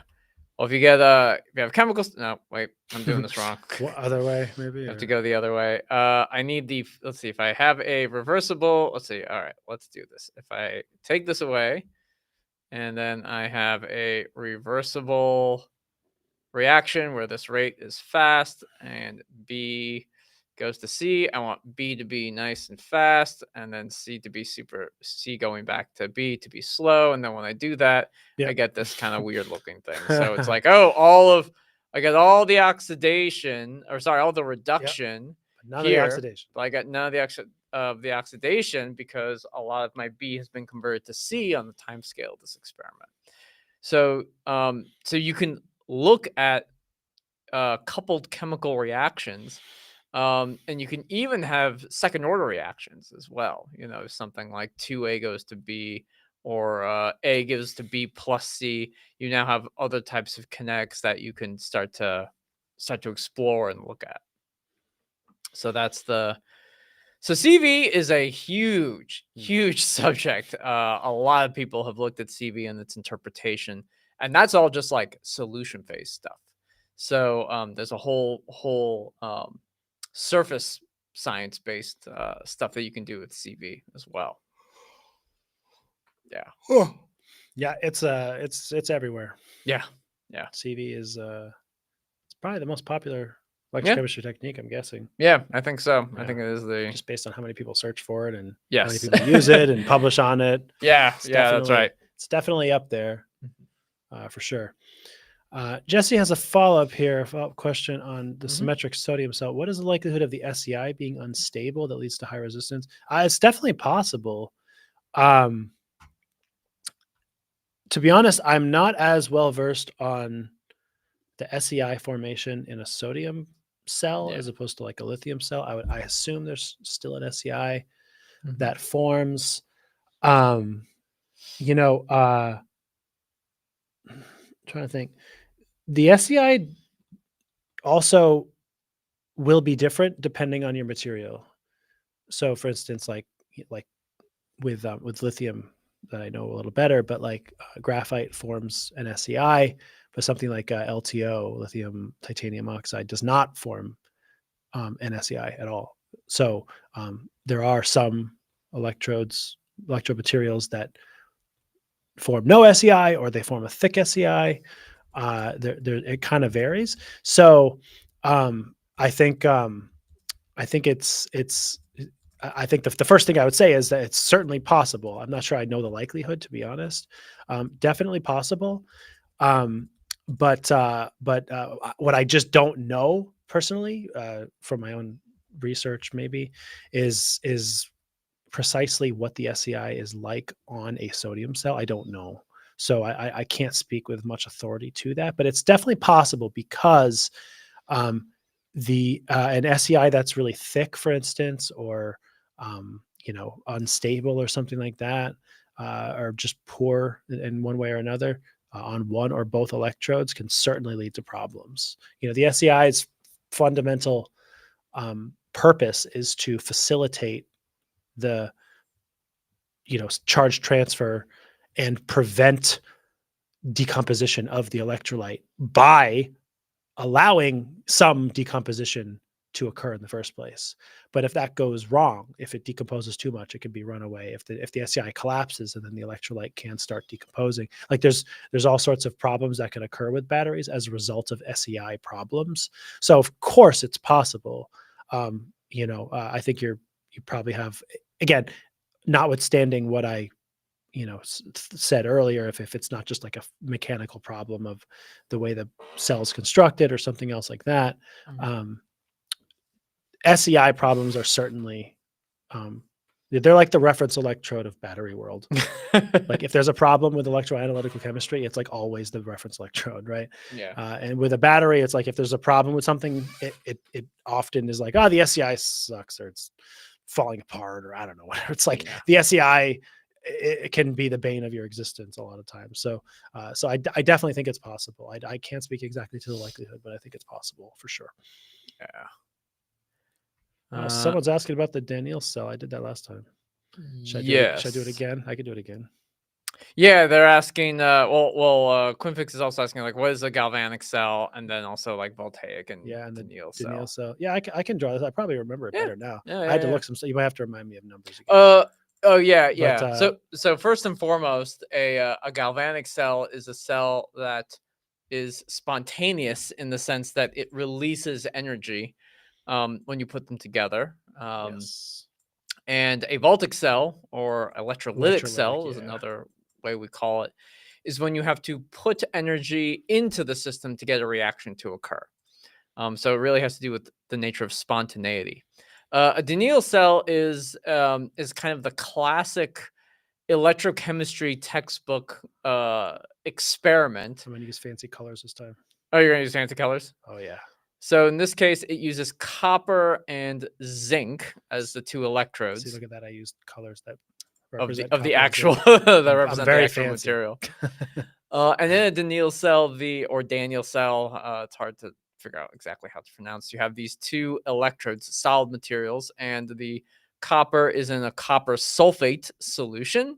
Yes. And the zinc is in a zinc sulfate solution. Yes. So this is ZnSO4 SO4 in aqueous some concentration. Yep. This is CuSO4. Yes. Right. We have two reactions that occur, one on one side, one on the other. So this is Cu2 plus two electrons. I'm trying to think that the other one plates. This one plates. The other one goes the other way. Yeah, that's right. The other way. Make sure I don't do it backwards. It gives you copper solid. Let me get the numbers. Yeah, one of them's 0.7, one of them's 0.3 something. I can't remember the numbers. This side, so that's a reduction reaction. The other side has an oxidation reaction, and so this is zinc solid. I'm writing it as an oxidation. Sometimes you just write them as reductions, but I'm writing it the way that actually happens on this side. So this is Zn2 plus 2 electrons, right? E0 on this side, copper one, I think it's 0.76. Yeah, so 0.76. And the zinc one is minus 0.34. 34, there it is. Yep. Okay. Is minus 0.34. All right. This is what we would call sort of the cathode, if you will. Mm-hmm. Sometimes those terminologies are used, sometimes they're not, but I will use them because the voltage or the potential of the cell, I should use E because I used E down there. I'm stuck in battery land using voltage. My boss is going to kill me. So the potential or the voltage of the cell is equal to the potential, the E0 of the cathode minus the E0 of the anode. And so that is equal to 0.76, basically plus 0.34, right? Yeah. So it's 1.1. So this is 1.1 volts. So that's a positive voltage, which this is what makes it galvanic. It's spontaneous. Mm-hmm. A positive voltage corresponds to a minus delta G, which means it's spontaneous. Yeah. Because delta G is minus NFE. Yeah. Okay. So what we have here is a situation where this is spontaneous. This will want to happen. So this is going to want to naturally, where's my orange? There it is. Plate copper from the copper 2 plus in solution is going to want to plate onto my copper metal that is in solution. And the zinc, my gray marker somewhere here it is. This is going to want to dissolve, basically, right? Zn2 plus the words. The zinc metal is slowly dissolving away. So I'll just sort of, it's gonna, oh look, it's getting eaten away, and it eventually starts going away over a long period of time. Right now, that requires me to connect everything. So how does it get connected? That's the key, right? So I can connect these to an external, Mhm. battery or potentiostat, or connect somehow. Yeah. So that voltmeter. what I have here is that I need electrons on the left. I need to get rid of electrons on the right. So electrons are formed when I eat up my zinc, and they travel through the external circuit and they go here. So electrons, this is where the electrons come from, but that doesn't allow me to balance my charge. And the key to a Daniell cell, or any really electrochemical system, broadly speaking, is you need charge balance. So we add what is called a salt bridge, which is in some ways just a paper towel, but something that allows the solutions to connect. And so what we need is basically a way for sulfate effectively to go the other direction. So I have negatives going, I have negative charge, right, moving in this direction up here. So I need to either have positive going in the same direction or negative going in the opposite direction down here. So this is where I can have SO4 2 minus, for instance. I have that on both sides, right? So that those SO4 can wick through the electrolyte from one side to the other. And so I can have movement of sulfate ions that go in the other direction. I have a balance of charge, negative charge moving in this direction, negative charge moving in that direction. I have charge balance. Everybody's happy. Copper's plating over here, zinc is leaving over here, and I have a positive voltage. So that's the Daniell cell. So there you go. I'm not going to do this ever without drawing a smiley face. Just so it's never going to happen. Yeah. Every time I do this, there will be a smiley face. That's my promise to you. Did you write a smiley face in the last one? I think so. Oh. Because I had a frowny face before I drew the salt bridge. Oh, yeah. I think. Because there was no charge balance. Yeah. And then I drew the salt bridge, and there was a smiley face. Now it's a smiley face because there's charge balance. That's true. I am 12 years old. So there you go. So that's the Daniell cell, which is a galvanic cell. It's a spontaneous cell. Yeah. All right. A couple more questions have come in. Abijoy is asking, and I don't know how much time we have for this because you're probably going to tell our stories of CV. Tell our stories. He's asking, all right, this helps. Would really love to hear a lab story from you guys where CV helped you do something unknown or get something from an unknown system. You mean just like how we use CV in our research, I guess? Yeah. So as part of this, let me think. So one quick answer was that when I mentioned like a little bit ago when I was talking about my travails as a grad student working on batteries, as I've mentioned before on these live streams from time to time, CV is not the most common technique for a variety of reasons on batteries. However, you can use CV in an exploratory way to see if you find peaks, if you find ducts, you find all these things, right? As a way to verify your thing works in the system that you're studying. And so the first short answer to your question is that when I started working on batteries, I was using nickel oxide. I was using nickel oxide for other stuff. And then that was the material that was my gateway drug into batteries. So it was like, see if nickel oxide will work. Now I read some papers and people had used nickel oxide and other transition metals as anodes in lithium ion batteries. But, as a researcher, I was like, well, I need to prove that mine will work. I need to prove it works. And so the first thing I did was make a simple system in a liquid phase kind of a thing. I had an interesting kind of setup, and basically, or made a very simple coin cell with just some nickel oxide, and I just did a simple CV with nickel oxide versus lithium metal, and I looked for like reduction peaks because that's the charging of nickel oxide. And nickel oxide plus lithium ions gives you Li2O and nickel metal. So I'm looking for this. It's a electrochemical reaction. Basically, it's a decomposition reaction. Basically, so the first like CVs I ever ran for battery stuff were to just make sure nickel oxide did the thing that I supposed it's supposed to do. So that was something that I did. So somewhat unknown, more like I know this should work, but I'm not sure mine does work, Yeah. So you look for those peaks, and I convinced myself it worked, and that's good news. And then I don't know, the other thing, which I don't talk about as much because it was a project before I did batteries, which was like before times, the sad grad school years. But my project before then was involved with also nickel oxide, looking at alkaline electrocatalysis and trying to see if nickel oxide could catalyze certain reactions.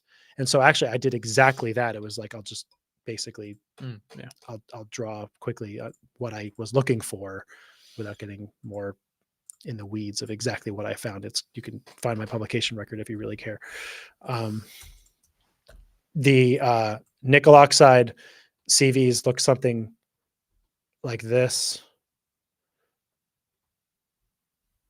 So this is like nickel 2+ to nickel 3+, basically. And it's like what I was looking for was like, hey, if it catalyzes a thing, there's gonna be another peak here.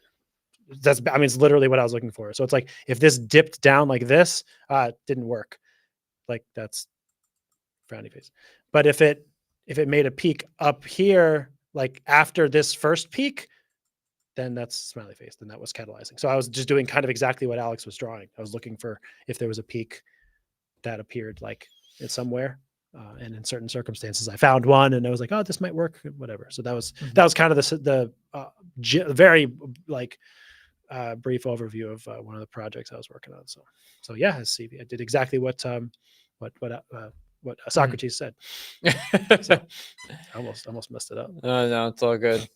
I mean, when I was in graduate school, I did some CV of like this new like pyridinium redox chemistry, and the questions that we were asking was the electrochemistry homogeneous or heterogeneous? We didn't know. So I just did CV initially of this system on a glassy carbon actually I did on a gold electrode, a silver electrode, and a platinum electrode, and discovered that hey, the CV of this molecule on all these different electrodes is super different. It's not a homogeneous reaction, which was what everyone thought it was, or what was published in the literature. It was actually heterogeneous. It depends on what the electrode material is. Not only that, the region where you got peaks for the system in the different electrodes was very different. You ended up seeing reduction peaks at much more negative potentials than what were published in the literature, and and it changed and varied depending on what the metal conductive electrode was. So that's how I use CV. That was one of the uses I had of CV for an unknown, or at least it was a way of demonstrating or disproving a misconception in the literature. So that's what I used it for, or an example of how I used it. Yeah. So I hope you have the same success. Yeah. We're not just saying this stuff for nothing. We actually did it. So we actually did it. So yeah, it's good it's a good thing. It's all electrochemistry to a certain extent, and CV to a specific extent is a like lifelong learning process. Yes. So the more you do it, the more you kind of ask questions like this and learn more. get yourself in the lab and whatever, test out some stuff. The more you'll learn. So good on you. Yeah. All right. Let's see. Merceline question here says, "Hi, sir. Hope you'll be fine." I hope I'll be fine too. Yeah, me too. I mean, I don't know. I'm old, so maybe I won't be fine. Yeah. My question is that when we perform CV, sometimes we get one oxidation reduction peak, but sometimes more. What are the scientific reasons behind it? The scientific reason is there are other redox species in your system that's possibly causing it. It could be a surface bound thing. It could be a decomposition thing. Say if you oxidize something, it does create a little bit of something else that can undergo a further oxidation reduction reaction. It could be contaminant. So there are things like that, and you always just to kind of echo what the previous question was about, when you're doing exploratory CV and electrochemistry, you can get these weird anomalies. You have to do the experiment many times, adjust the conditions to make sure that there's some degree of reproducibility. And but that's the scientific reason. If you adjust the potential in a region where it's thermodynamically favorable to oxidize or reduce something, you're going to observe, and kinetically, I suppose, you're going to observe a peak associated with the oxidation or the reduction reaction. So that's kind of the science behind it, if I had to guess. But yeah, that was it. That's it. That's Yeah, science. that's science. And it's got more. I We just got, want to jump over here to TT because oh yeah, although we've sort of made reference to our ridiculous appearances here, this is the first comment that's openly pointing out how ridiculous this all is. yes. So thank you. Yeah, thank Yes, you, TT. we are dedicated. It is Halloween, Yeah, in fact, and we made the decision we're going to wear these wigs and costumes, sort of Yeah. costumes, and make no Yeah. mention of them. Although we sort of have because we've been talking about being 900 years old and dead. Yeah, yeah. So which is fun. Yeah. And our names are officially Socrates and Professor. I think. Socrates Yeah, and that's right. Professor. And so since you asked, I'm going to share where this ridiculous costume comes from. It's because I just made a series of videos that are absolutely absurd. And this is me. You can see me in my acting role, my acting debut. So Yeah. there's new videos here on our YouTube channel. They're just like 1.5 minutes long. It's it comes from Pitch Meeting. So if you're familiar with Pitch Meeting, it's just these funny videos. A guy does these plays two characters like talking to himself, and that's what I've done. I've played a grad student talking to an advisor about research projects, and it's lighthearted, it's silly. So give those a watch if you want. Yeah. They're just for fun, and I've made a few episodes, and if nobody watches them, I'm not making any more. You can't make me. But if everybody watches them, they're like 1 minute long, so I can make like 1 million of them probably. Yeah. But I'm not making any more if you don't watch it. So watch it. That's my I'm guilting you into it. So so anyway, that's where this silly wig comes from. It's actually an Einstein wig. I got it from a Halloween store. If you must know. Yeah. I think I was like, it's like I was looking for something professory, and it's like an Albert Einstein is the style the of style wig that they were going for. That's right. So it's like Yeah. that famous Einstein picture where he's like making that like face, isn't he? Like, Oh, there's one where he's yes. sticking his tongue out or something. Yeah. Yeah. So, yeah, there you go. That's funny. Lakshmi has a question about why different potentiostats can't just get along. So when I use Autolab, pattern of CV is different from the pattern of CV when I use SquidStat. Why is this so? For Autolab, the CV is full of curves up and down. For SquidStat, it's smooth curve. I don't want to editorialize here. This doesn't surprise me.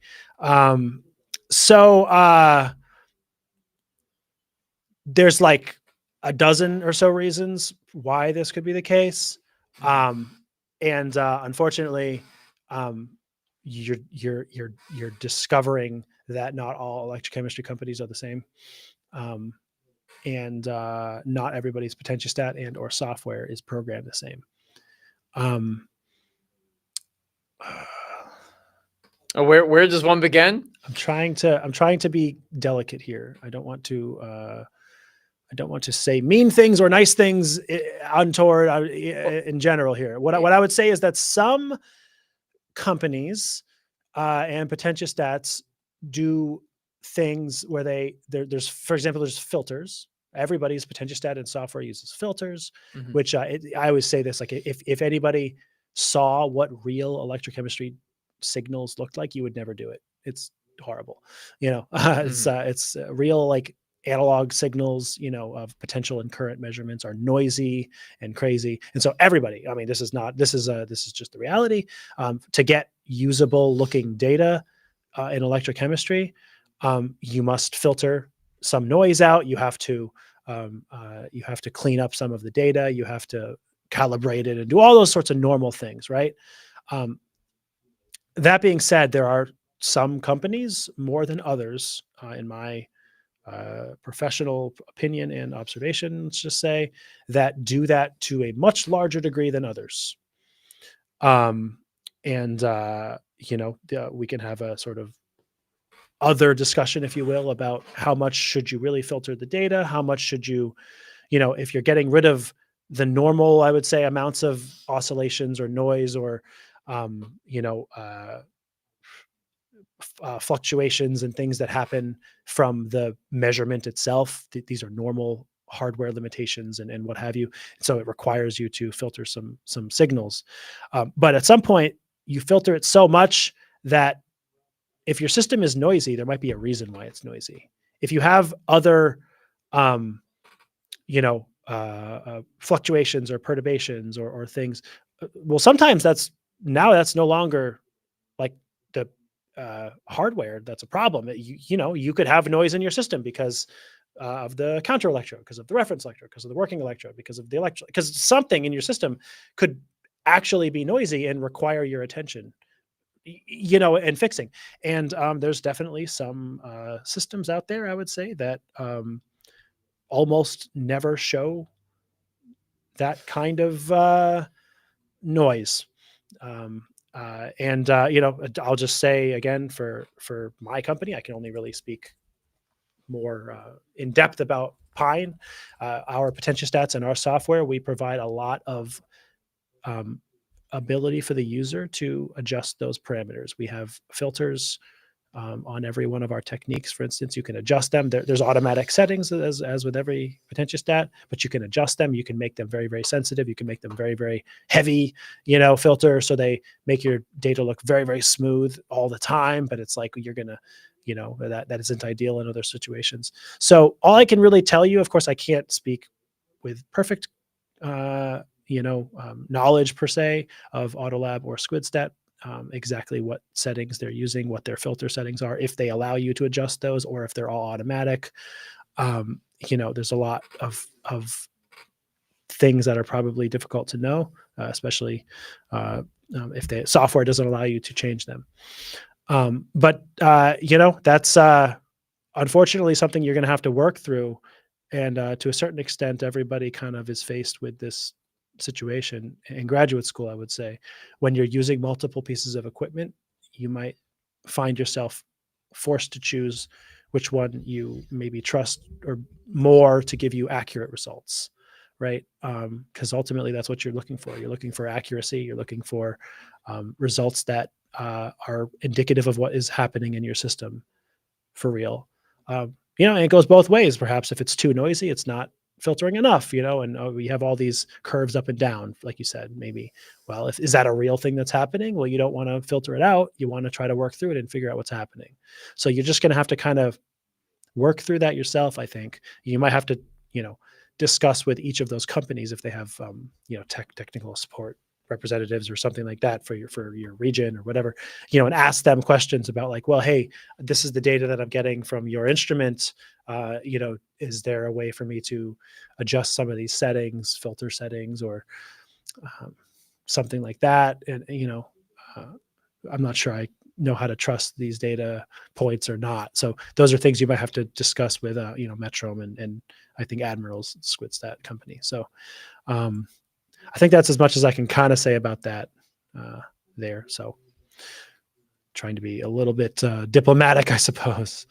But hopefully that kind of gives you a little bit of idea of, from a potentiostat company, how things are, things work.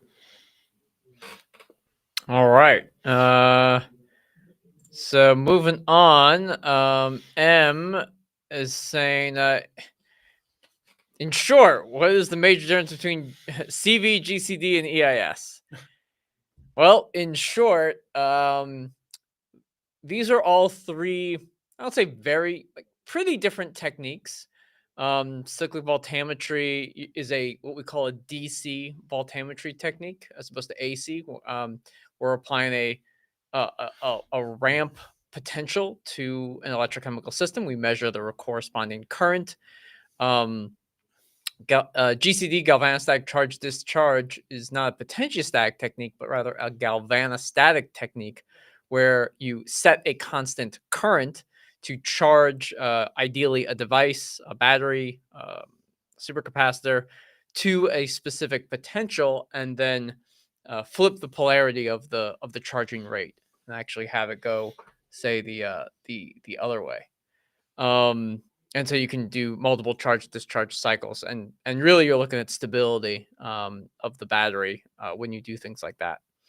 And EIS is just very different. It's applying a sinusoidal potential and measuring a sinusoidal current to your electrochemical system, acquiring very different bits of data based on. But you're able to interrogate the frequency dependent signals of your electrochemical signal. So certain things will be frequency dependent. They have a different frequency dependence. They happen on different time scales. And EIS allows you to probe those things. So that is what I would say is the short, quick difference between those three techniques. And each technique in and of itself has a lot of information about them and how to interpret its data and things like that. We have some videos on them, so so I recommend you check that out. Let's see. M has another question. He's asking, how can we say that our material is battery type or not with the help of CV? I mean, CV will let you know that there's a redox potential. It's electrochemically active, so it can tell you the E naught of your material. That's probably the main thing. Yeah. You could do some kinetics, but Well, yeah, generally it's that's mostly it. So you're going to generally be looking for two things. One is the E naught, like you said, of some process related to the specific battery you're using. So, if it's a lithium ion, if it's a sodium ion, whatever it is. The other is the SEI. So for something like, and then the third part of this. So those are the two things you're looking for: some E0 or whatever, some potential at which a battery process is occurring, and then the other is lost my train of thought. So the SEI forming, if it's I think you said cathode. So no, battery material. So it could be cathode or anode, I guess. Okay. Sorry, I get distracted. I was trying to think if it's happening. E0, SEI, and and then just sort of knowing what there has to be some like prior what would you say like theoretical or literature investigation beforehand, for instance, because so like graphite is the easiest one. So it's like this gives you LiC6. So like this is graphite or whatever. And so you have to, if you look this up, it's like this has some E0, right? It's pretty small.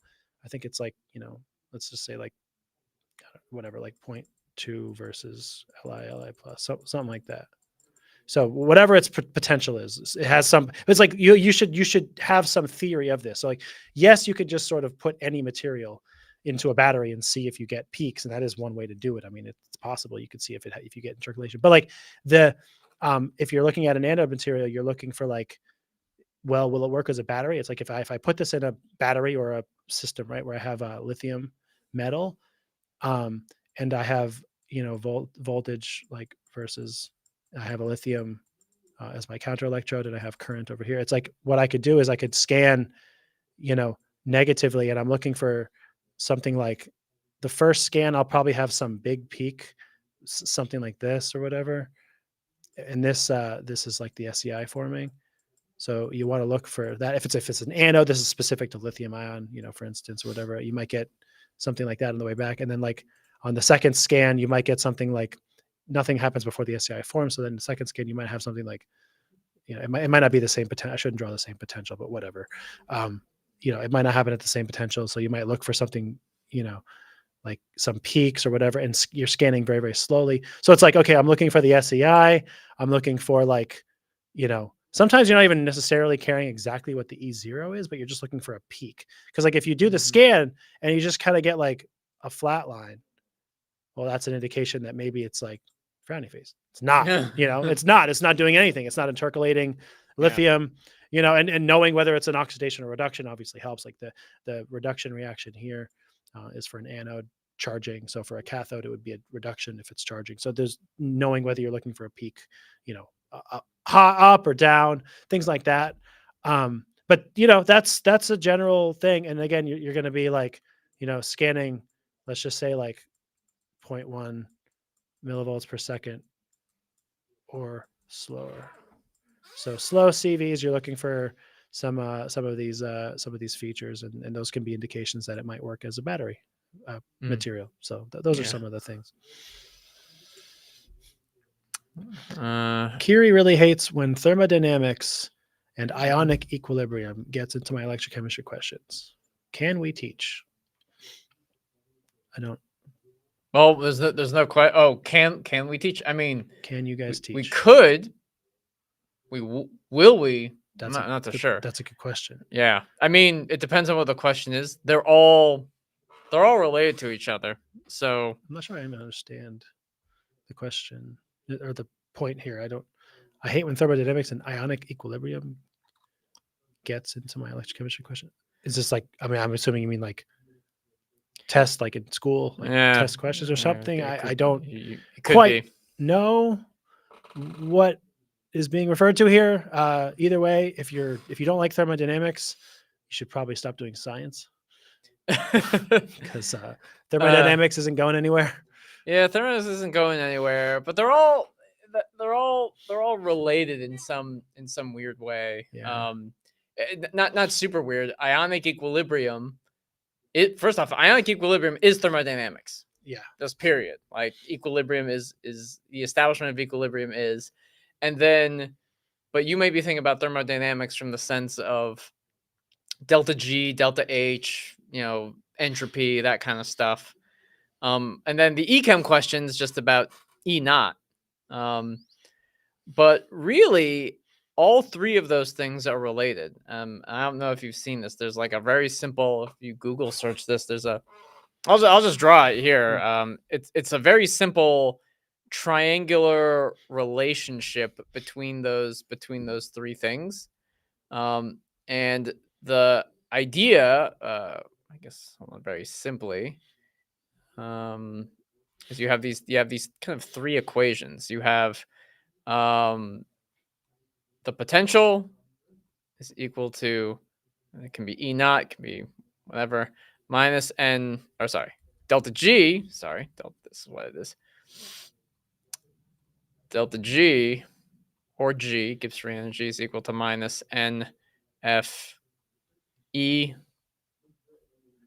This is Faraday's constant, and maybe this is a knot, maybe this is not a knot, doesn't matter. You then have delta G is equal to delta H minus T delta S. And then lastly, you have I'm trying to remember. Actually, let me look up I forgot. It's like, was it K delta G and K. I think delta G. It's like I think there's like an RT ln K. Let me double check this guy for a minute. I'm trying to remember. It's let's see. Equilibrium constant expression Gibbs free energy. What's that equation? Where is it? RT natural log of K minus RT natural. Yeah, so there's just a minus sign. Yeah, so it's there's a minus sign here. There we go. Mm-hmm. So there are these relationships here, right? So your echem questions usually come from here. Your ionic equilibrium questions come from here. So this ionic. This is echem. But they're all, chem. Getting ahead of myself. So, but they're all related by these equations. So everything that ultimately happens is just about replacing and substituting these different forms of delta G when you have like problems and stuff like that. But all these are intricately related to each other. And of course, these are like simplified expressions. They're also, there are things like Q, there's the like reaction quotient for systems that are not at equilibrium. So you have to keep that in mind as well. But hopefully that kind of, but that's the basics. That's like the basics of like those things. So maybe we can answer a question, but Hmm. that's the basis of it. Yeah. Just a little bit of geometry. TT says that watch the skits. They're good. The thing is, I recommend the live stream to my colleagues in university, and I'd love to see their reaction if this was their first live Yeah. stream. Yeah, anybody who's joining us for the first time, yeah, You're in for a thank you. Yeah, thank And you. I'm sorry. Yeah, we don't always dress up like this, but when we do, it's probably Halloween That's in the true. US. Yes, it's probably. But yeah, It's definitely Halloween. it's for definitely sure. Halloween. It's not ridiculous. It's dedication. Yes, Thank it is dedication. It's Thank also you, TT. ridiculous. I appreciate that, but it is also ridiculous. Yeah. But that's what makes it fun. Yes. Elijah says that I watched yesterday when it popped up on my timeline talking about the pitch meeting videos. You are tilted toward battery experiments. I am tilted toward battery and experiments around it. My lab is more electro. I'm not sure what that is. Electro chemistry maybe, and corrosion, but battery knowledge is industrial. Yeah, for sure. I mean, if you can do anything while you're in graduate school, I mean, as a general piece of advice, I guess, that pushes you towards battery in some way, if you can do any, project or collaboration in some ways with batteries, all jokes aside, you'll probably do yourself a favor, just because there's probably, it's not going anywhere, and there's a lot of jobs out there and things like that are going to be related to batteries now and into the future. So, Yeah. getting some experience and knowledge of batteries and how they work and everything is going to be beneficial to you professionally, for sure. And Marceline has another question. How we set the potential window for different material used as a cathode material in energy storage devices? What factors can affect it? So most of the potential windows for cathodes or anodes are centered around the reaction that's occurring. So like a cathode material or an anode material, either one, most commonly for an energy storage device, it's one, there's just one Faradaic reaction of interest. Like it's one intercalation, deintercalation, or one alloying reaction. Like there's one reaction that occurs. And so, very broadly and generally speaking, it's like the voltage or potential window of that anode or cathode material for an energy storage device is just a little above and a little below that potential. Now, exactly how much of that is usually determined with the full cell. For instance, with a battery or a supercapacitor, when you're doing galvanostatic charge discharge, it's like you usually have a place where the voltage is kind of flat as you're doing the reaction of interest. And then the voltage shoots, as you continue adding or taking current from your device, the voltage will start to change very rapidly. When that starts to happen, you're sort of done. Now, exactly what voltage is picked, like with a battery, it's 4.2 or 3 volts or whatever the number is worked out kind of through trial and error, some thermodynamics, but mostly like experience. Like this is our cutoff point, like for safety, for other reasons. But basically, it's like when the voltage starts changing rapidly, for the same current or vice versa, you've reached the end of your point. But it's like the general answer to your question, I guess, in some respects, is like it's a little bit of voltage or potential around like whatever the potential of interest for the one reaction that it's doing is. That's just it. And then each electrode changes its potential separately, but the whole cell changes its voltage according to the difference between those two, and they occur at the same time. One is giving up lithium or sodium or whatever, the other is taking it in. And so as those reactions proceed and then finish, the voltage changes rapidly because there's no more reaction to occur. It's finished. So that's when you've reached 100 or 0% state of charge. What factors affect it? The potential window. So it's mostly, like I said, it's safety kind of things. It's like what factor, if you're going to cut the potential window down, it's because if you go too far outside of that potential of those reactions, you'll have other reactions happening. And what are those other reactions? Could be anything, but probably not helpful or useful, and they could be unsafe. So like what factors affect, like, well, if you go too far outside of the potential at which the reaction of interest is occurring, you could have electrolyte decomposition. You could have decomposition of the cathode or the anode material itself if you go too far outside that window. So those are things that will affect that potential window for sure, is for safety of the device itself. And speaking of potential window, we still have kind of a follow-up, not a follow-up question, but a related topic. Santiago is asking, in supercapacitors and batteries, if the operating window of a CV is negative potentials, does this indicate that the material is suitable as an anode? It can. It could, yeah. Again, it's, first of all, everything potential is relative, right? So it's like negative potentials Yes. doesn't mean anything. It matters with what it's with respect to. Yeah, what your reference electrode is. I mean, the one way to look at this is if you're working on the same potential, relatively speaking.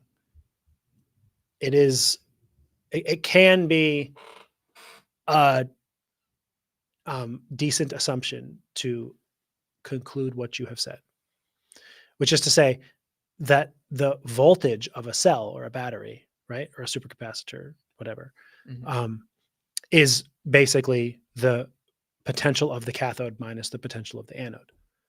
So if that number is negative, it's not a particularly useful storage device. You want to have a positive potential, right? So if you have a negative potential on your anode, you're subtracting a negative number, so your voltage will likely be positive or higher, right? Like there's some logic to what you're saying. So in some ways you could say that, but ultimately whether it behaves as an anode or a cathode is more to do, well, I guess I would say not more to do. That's not fair. It has to do with its potential, and it has to do with the actual chemistry of the reaction that it can do, right? Because it's like, you do a CV and it's at negative potentials. Well, what reaction is happening? Is it an oxidation or a reduction reaction? You know, if it only does an oxidation reaction or something, well, that's not a good anode. Like an anode needs to do a reduction reaction when it's charging up. And if there's no reduction reaction, it won't form an SEI. It won't do the thing. So even though the voltage is negative, its potential is negative, then how useful can it be if it doesn't even do the intercalation reaction of interest? So there's two things there. One of them is the chemistry, that it actually does the chemistry that will, do the stoichiometry, do the reactions at both anode and cathode. And if you can't write a reaction that it will do, and the potential isn't somewhere good, then it won't, work. So it's twofold, right? It's like, it's sure the potential matters. And then, in theory, you can have, make sure that the potential difference between cathode and anode is going to be some positive number, so you can have power to deliver, so to speak. But also making sure that your theory and your knowledge of the chemistry is such that it will do a reaction that qualifies as an anode, which is to say that it has a reduction reaction and, upon charging, basically. So those two factors are go hand in hand, I would say. Nice. Well, this hair is tickling my face all day. Yeah. I would get a haircut, but I'm a professor and I'm so busy I don't have time. Well, it looks like that's all the questions. We have no new questions, that have come in. So, I think with that, we're also at time too. Yeah. So, with that, I'd say we'll call the day. I think so. And I think we should be here next week. I don't think there's anything particularly interesting next week, except for this live stream. That's correct. But we should be here next week. Yeah. And I'm not sure if this is something. Oh, this question? Yeah. If we're able to. AVG edits is just saying why we can't measure the inner potential and the surface potential of an electrode electrolyte interface. No, you can't. You cannot measure it. You can only measure the difference between them. Yeah. So the solution potential is always considered like kind of this unknown. You can't really know what the solution potential is. All potential measuring devices in general are relative. They always give you an absolute value. They never give you an absolute value. They always give you a difference between two things. And if you can kind of see that, like, oh, so for example, even even in a two electrode configuration, you have a inner potential and the solution potential on one side, and then you have an inner potential and solution potential on the other. Even if the solution potentials are the same and they cancel out, you now have the difference between two inner potentials. So you would need to then add some other factors to try and measure, like, what are those two inner potentials on their own.